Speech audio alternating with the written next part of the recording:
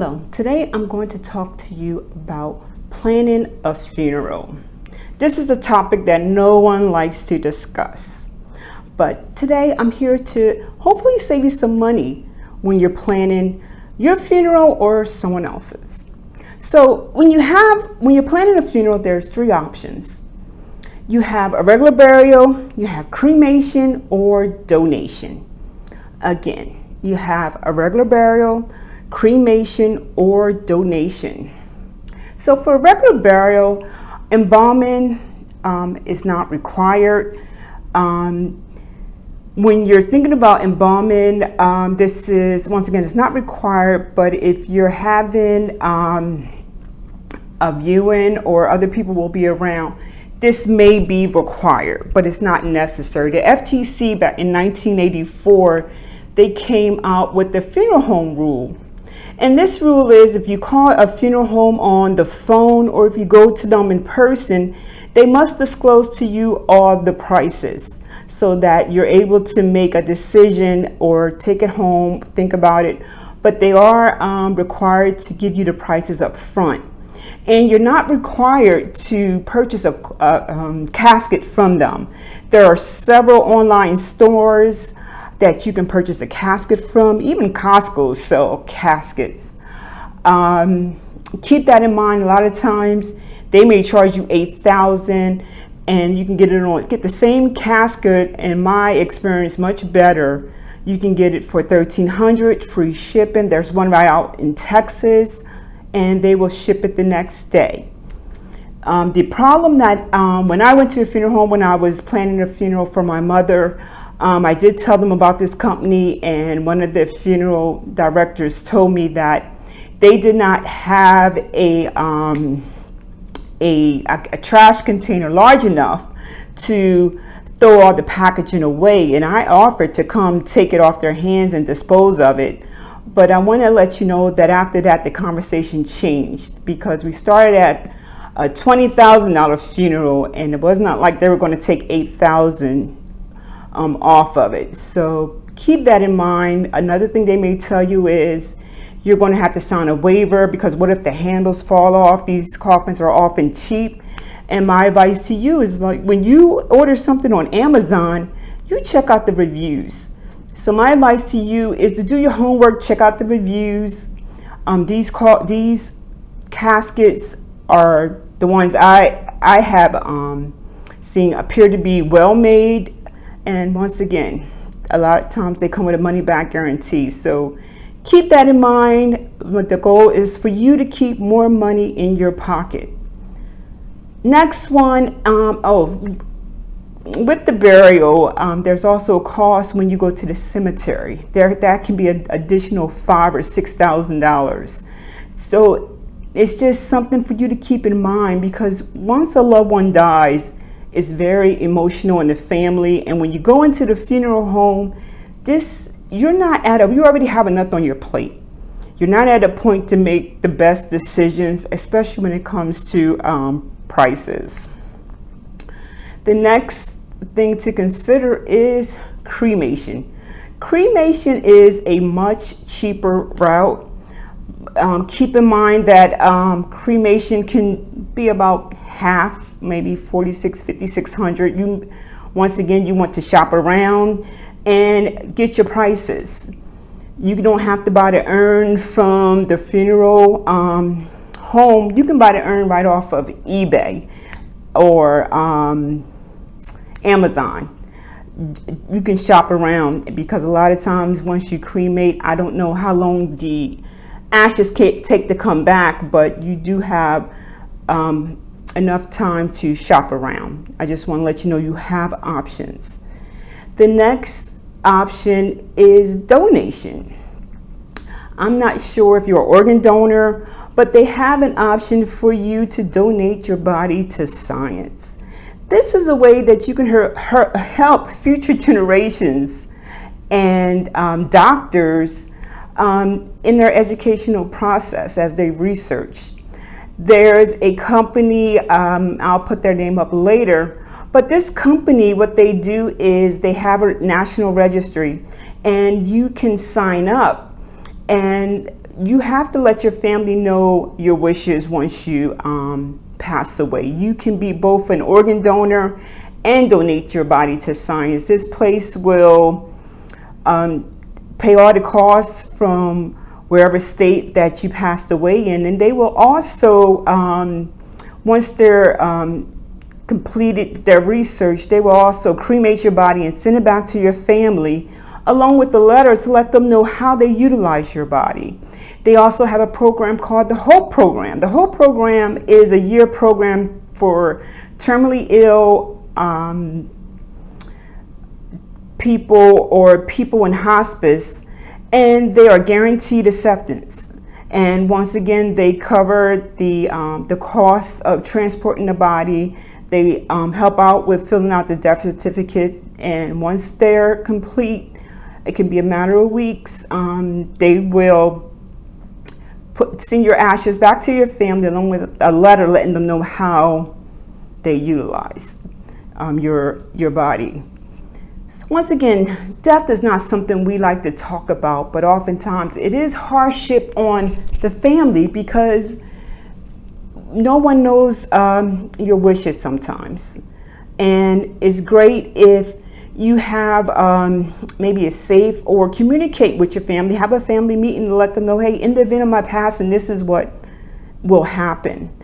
Once again, it's very hard to talk about. The insurance, when your family does go to a local funeral home, there is a website, or, well, yes, a website they can pull up to see if you have an insurance policy, because they want to know if they're going to get paid. And if they know you have an insurance policy, they can better understand and to see who's on that policy and so forth. But I don't know if it's fair for your family to go to a funeral home to confirm if you have a policy or not. The next thing is, if not all policies, but a lot of policies, the policy has to be standing for 2 years. So if you have a policy for 13 months and you pass away, that policy will not be effective. What the funeral home, or I'm sorry, the insurance company would do is give you all the money you put into the policy plus a small percentage above that. So you may think you have a $50,000 policy, but because this wasn't 2 years standing, you may have whatever you put in a little bit more. The next thing is, there's several accounts you can have available to set aside just for your funeral.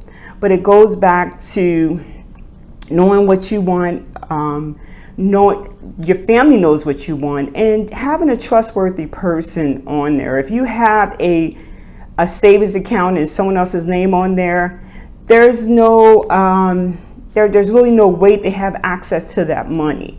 You can have a Medicare pay down where you're trying to put aside so much money in, just for pre-planning a funeral, and Medicaid will allow that. Another thing to consider is, if you don't have anything in place now, are you expecting a GoFundMe account to be put up in your honor? And a lot of times people will donate for the cause, but that's something you have to consider, because a lot of times we're not thinking about it. Death really doesn't make an appointment with us, it just happens. And the one thing about death is we all have an appointment with death. It's going to happen. It's just a matter of time. So this is an area, once again, nobody wants to discuss, but everyone has an appointment. So we really have to be mindful. We don't want our families, they already have a lot on their shoulders. When you think about prepaid funerals, the FTC does not support prepaid funerals. One of the reasons is that a lot of times you set up a policy and you may end up in a different state. You have to check with the funeral home to see what happens if this happens in another state. Is it transferable? Do you have another company? Like, how big is it? A local funeral home, or are they embedded with a organization? So these are questions you have to ask. What if they go bankrupt? What happens? That's pretty much it for this talk, and I just want us to talk about death so that you know, we can take as much pressure off the family as necessary. And it's not like we have to have a lot of money. Even if you don't have any money, you can say, tell you, I don't have any money, but what I do have, maybe it's a gold chain, maybe it's something you treasure. It's great for someone to know that you had them in mind when you depart. This is where I want this item to be. It can be your house, your car. Where does it go? You don't want your children or other family members pulling straws on who gets what. And if it's to the point that you say, you know, I really don't care, let them know that. Let them know that, because the better we are at communicators, the better it is for the people we leave behind. And a lot of times we don't write, a lot of us don't write books, but you have so much information in you. And your advice and the way you live your life is so much more valuable than any amount of money you could ever leave behind. But you may just want to write a letter. Your words mean so much more, you know, in the life you live. So just consider that. Just consider that. Another thing is that you may have thousands, 200, $1 million in a life insurance policy, but that still doesn't give, you still don't want to walk, or your family to walk into a funeral home and say the sky's the limit. You know, and you want to be purposeful, like, what do you want? Do you want a funeral? Do you want a graveside funeral? Is it just a traditional funeral? This is the only way I know how to do it.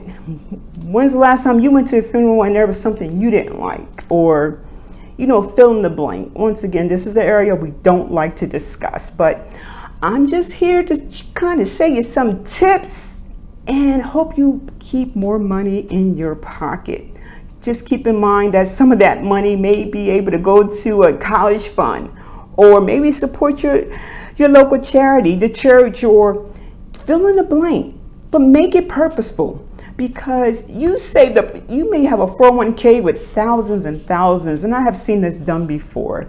You die unexpectedly, you have thousands and thousands, and your children or another loved one or family member, they can spend that money up in 30 days or a month.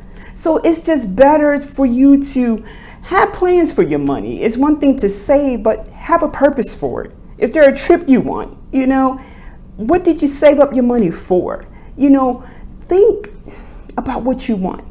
A lot of times we live according to the subject matter experts. We have to have so much money. But in my experience, you know, get what you want. Get what you want. Live the life you want to lead. Put God first in all you do. And I pray you have a blessed life. And I said something that you can take and put into practice. Anyway, I hope you subscribe, because I'm going to be coming back with more tips on different things. But just subscribe and stay tuned. See ya. Bye.